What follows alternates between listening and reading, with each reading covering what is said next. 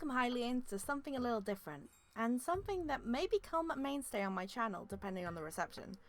Now, before I start, I'd like to say that this is not 100% a theory, but in a way is more of a discussion, something to get people thinking and talking about this idea. And with that out of the way, let's get started. Arbiter's Grounds is the 5th dungeon in Twilight Princess. Now this place alone has many theories about it, but today I'm focusing on one part in particular, the dungeon's mini-boss, Death Sword.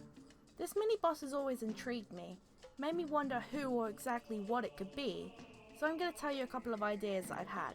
Now let me tell you first, trying to find any information about this mini-boss was very hard. All I could find was some artwork in Hyrule Historia, nothing about backstory or anything that inspired it, so just remember that most of this is just fan speculation. One idea I had is that Death Sword could be some type of sword spirit, similar to what Girahim and Fi are. But Girahim and Fi cannot wield the swords they inhabit, so I initially drew this idea off. But then I remembered that Girahim has some pretty strong magic, and looking at the final memory in Breath of the Wild, we can see that Fi is still able to communicate with people while still in the sword.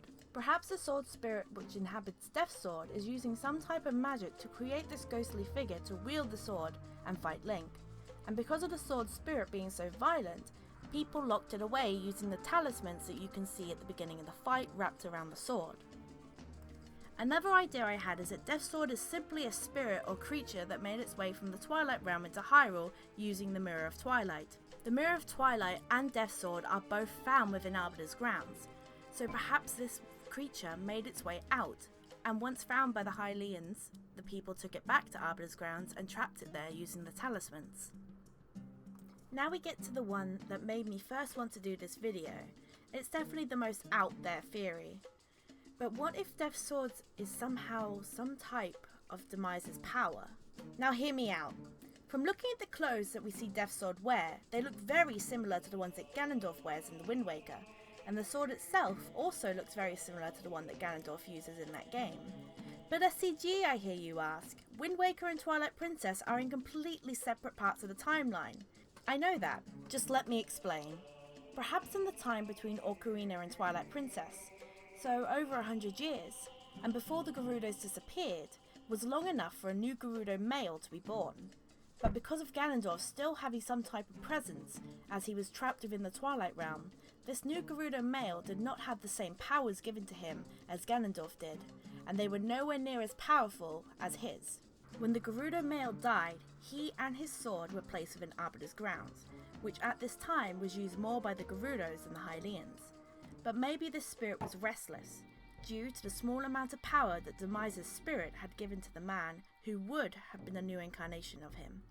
So if the clothes that Ganondorf wears in Wind Waker are some type of traditional Gerudo clothing, this would explain why Death Sword is wearing such a similar outfit, because both are Gerudo. This would also explain why the swords are so similar. If you look at the swords in Breath of the Wild that the Gerudo make, and look at the swords that Ganondorf have, and even swords Gerudo have in other games, they all look very similar.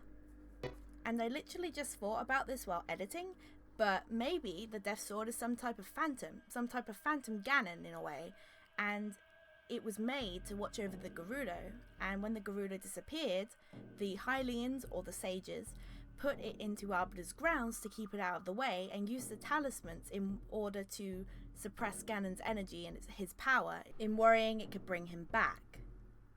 And that's it. Thank you guys for watching.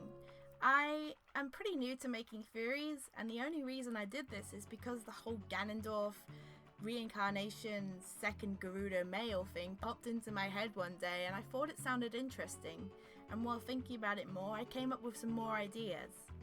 And I understand not everybody's gonna like these theories, some people are gonna think they're way too out there, but hey, it's a theory, it's meant to start discussion. So please, if you enjoyed this video, please give it a like. If you want to see more content from me, don't forget to subscribe, and don't forget to comment what you guys think in the comments. If you have any ideas, any theories, I would love to read them, so please comment below, and I will see you guys in the next video. Bye bye!